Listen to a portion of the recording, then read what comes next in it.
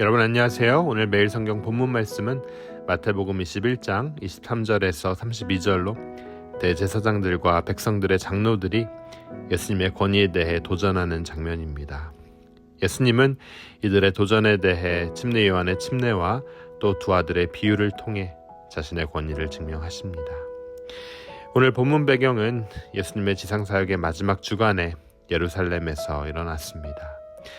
예수님이 스가랴 9장 9절의 예언을 성취하시기 위해 나귀를 타고 예루살렘에 막 입성하셨을 때였습니다.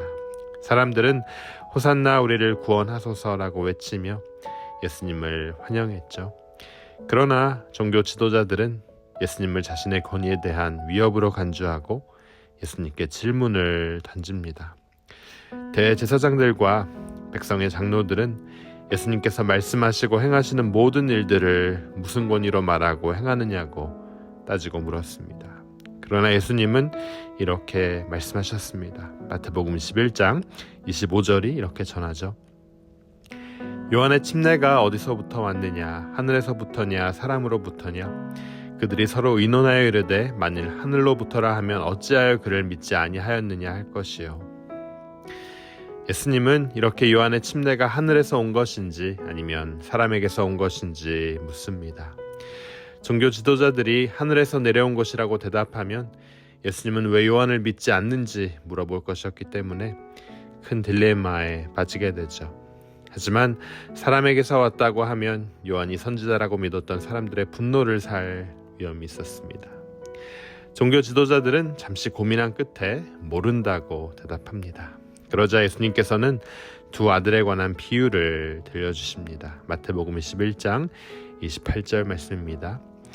그러나 너희 생각에는 어떠하냐? 어떤 사람에게 두 아들이 있는데 맏아들에게 가서 이르되 얘 오늘 포도원에 가서 일하라 하니 아버지의 말을 들은 맏아들은 포도원에서 일하겠다고 말했지만 일하지 않습니다. 둘째 아들은 포도원에서 일하지 않겠다고 했다. 나중에 마음을 바꾸고 일하라고 하죠. 예수님께서는 어떤 아들이 아버지의 뜻대로 행했는지 묻습니다. 종교 지도자들은 당연히 둘째 아들이라고 대답합니다. 예수님께서는 세리와 창녀들이 요한의 메시지를 믿고 회개했기 때문에 그들이 먼저 하나님 나라에 들어갈 것이라고 말씀하십니다. 금일 말씀 21장 31절이 이렇게 전합니다. 그들 중에 누가 아버지의 뜻대로 하였느냐 이르되 둘째 아들이니라. 예수님께서 그들에게 이르시되 내가 진실로 너에게 이르노니 세리들과 창녀들이 너희보다 먼저 하나님의 나라에 들어가리라. 아버지의 말씀과 권위에 순종하여 포도원에 일하러 갔던 둘째 아들처럼 하나님 아버지의 권위를 인정하고 그분이 보내신 예수님의 권위를 인정하며 믿는 세리들과 창녀들은 하나님 나라에 들어갈 것입니다. 반면에 예수님의 권위를 믿지 않던 종교 지도자들은 뉘우치지 않았기에 하나님 나라에 들어갈 수 없다고 예수님께서는 말씀하고 계십니다. 여러분, 오늘 본문은 예수 그리스도의 권위가 사람이 부여한 것이 아닌 하나님께서 인정하신 것임을 우리에게 보여주고 있습니다. 금일 본문을 통해 하나님께서는 우리에게 무엇을 말씀하고 계십니까? 첫 번째, 우리 인생의 권위자이신 예수 그리스도에 대해 금일 본문은 가장 먼저 말씀하고 계십니다. 아버지 하나님의 명령을 따라 그리스도인인 우리도 우리 인생의 주관자이신 예수 그리스도의 권위에 순종하고 그분의 말씀을 믿고 따라 살아야만 합니다. 과거에 나는 죽고 이제 우리는 예수 그리스도의 은혜로 새로운 피조물이 되었습니다. 새로운 피조물이 되었다는 것은 더 이상 죄와 세상의 종이 아닌 예수 그리스도의 종이 되었다는 뜻이죠. 그러므로 우리의 주인이시며 인생의 결정권자이신 예수님의 말씀을 우리가 삶의 최우선으로 여기고 그 안에서 정체성을 찾는 여러분 되시길 주님의 이름으로 축원합니다. 여러분, 두 번째, 예수님은 우리 교회를 세우신 분이며 우리 교회의 주인이십니다. 베드로가 주는 그리스도시요 살아계신 하나님의 아들이십니다라고 고백하자 예수님께서는 내가 너의 신앙 고백 위에 내 교회를 세우겠다라고 말씀하셨습니다. 그러므로 교회는 예수님의 소유이며 예수님이 머리가 되는 곳입니다. 교회의 머리 되신 예수님은 교회의 주권자이십니다. 우리 미션 포인트 교회가 사람의 뜻에 따르지 않고 주권자이신 예수님의 말씀을 따르는 교회가 되도록 우리 함께 기도하며 나아가길 바랍니다. 여러분, 예수님의 권위란 무엇일까요?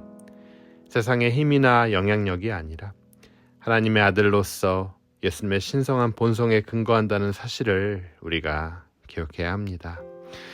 그러므로 그리스도인으로서 우리는 예수님의 거룩한 권위에 순종하고 그분의 가르침을 따라 사는 것이 중요합니다. 그분의 권위를 인정하는 삶의 모습입니다. 주님의 가르침을 따르는 것은 단순히 그분을 믿는다고 입으로 말하는 것을 넘어서 실제로 우리의 행동과 태도를 통해 믿음을 실천하는 것을 의미합니다. 즉, 우리 인생의 주인 예수님이심을 삶에서 인정하며 살아간다는 뜻이죠. 또 교회 모든 일의 주권자로서 예수님을 인정하고 또 함께 기도하며 교회 일들을 진행해 나간다는 뜻입니다. 우리 인생의 주인이자 교회 머리 되신 예수 그리스도의 권위를 인정하며 겸손히 주를 따라가는 그리스도인들로 오늘을 살아가시길 주님의 이름으로 축원합니다. 여러분, 주님의 권위를 인정하십니까?